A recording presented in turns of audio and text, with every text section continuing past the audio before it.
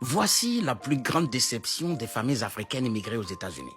Ce n'est pas le couple qui se brise, ni la nostalgie du pays natal. C'est la dérive silencieuse de l'enfant. Attends, laisse-moi t'expliquer. Aux États-Unis, ton propre enfant ne t'appartient plus vraiment. Dès qu'il entre à l'école, on lui apprend ses droits. On lui dit que personne n'a le droit de le toucher.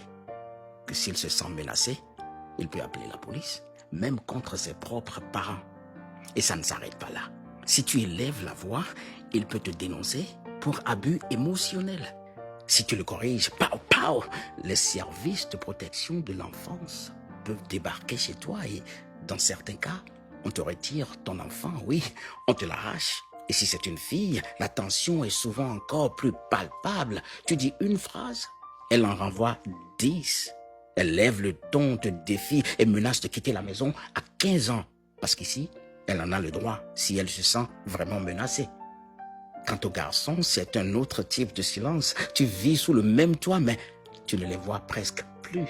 Ils s'enferment dans leur chambre, casque rivé aux oreilles, scotchés à leur PlayStation jusqu'à devenir des fantômes dans leur propre maison, incapables de te regarder dans les yeux, incapables de te parler même pour demander un verre d'eau. Et ce n'est pas fini.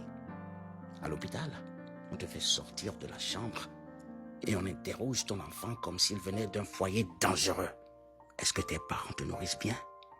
Est-ce qu'on te frappe à la maison? Le système part du principe que tu es coupable jusqu'à preuve du contraire.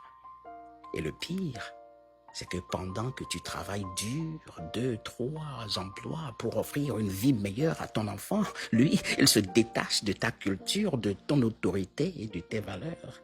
La vérité, c'est que dans ce pays, éduquer un enfant comme en Afrique peut te coûter ton foyer. Et pourtant, si tu ne fais rien, tu perds ton enfant autrement, pas physiquement, mais mentalement, émotionnellement. Il devient un étranger sous ton propre toit. Voilà le vrai choc culturel. Voilà la douleur que peu osent raconter.